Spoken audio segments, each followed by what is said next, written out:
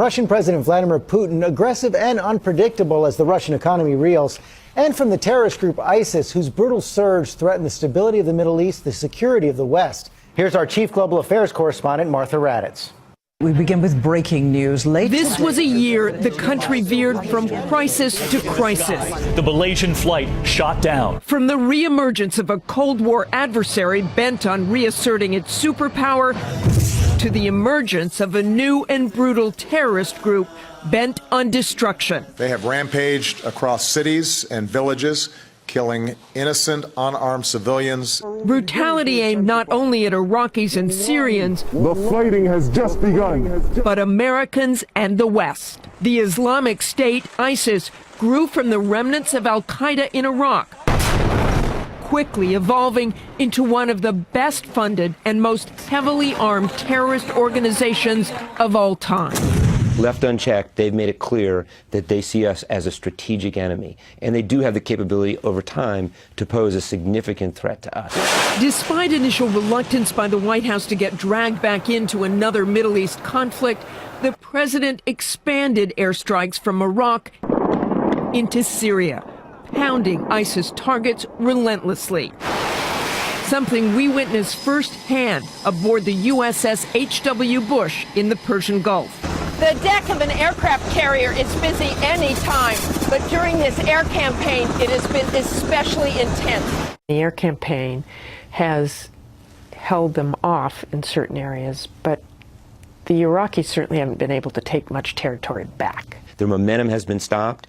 The key will be, can we turn back those gains? And that's going to depend on having Iraqi security forces and other indigenous forces in the region being able to hold those gains. But as complex and non-traditional a threat as ISIS poses, the Cold War now a deadly tug-of-war. 2014 brought back an all-too-familiar foe, confrontations with MiG fighter jets, glimpses of Russian submarines off the shores of Europe, echoes of the Cold War that began in spectacular fashion. Russian President Vladimir Putin, Forbes' most powerful man, was ready to shake up the American-dominated world order, and he sat down with George. You've put so much into these Olympics going back to 2007. So I wonder now, how do you define success in Sochi, and is your personal honor and reputation at stake? No. You see, I want it to be a success for this nation. But Putin's Olympics were plagued with controversies.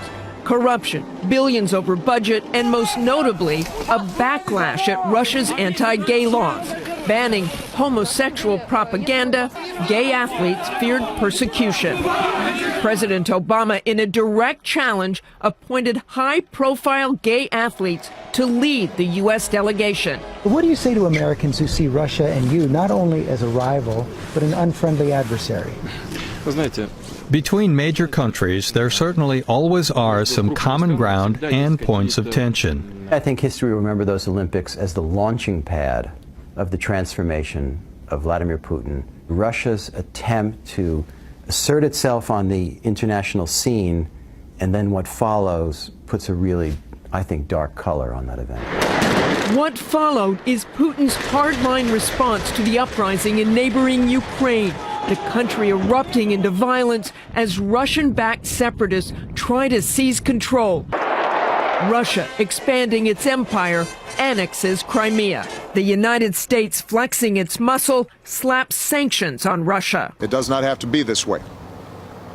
This is a choice that Russia, and President Putin in particular, has made. Tensions reach a crisis point when in July, a Malaysian passenger jet over Ukraine is accidentally blasted out of the sky by separatists reportedly using a Russian-supplied missile, killing the nearly 300 passengers on board. There's responsibility there in Moscow, there's no question about it. But Putin's resurgence is taking a heavy toll at home as the Russian ruble loses more than half its value and food prices rise 25%. Despite these economic hardships, Putin's approval ratings remain high, over 80%. His power there is singular. There's not a great deal of oppositional, whether in the streets or in the Kremlin or in the other institutions of power. It's all him. But 2014 did see the dismantling of one Cold War relic. After decades of antagonism, the president reestablished relations with communist Cuba. Today, America chooses to cut loose the shackles of the past. Yet despite that thaw, the new threats that emerged over the year are far from resolved. For This Week,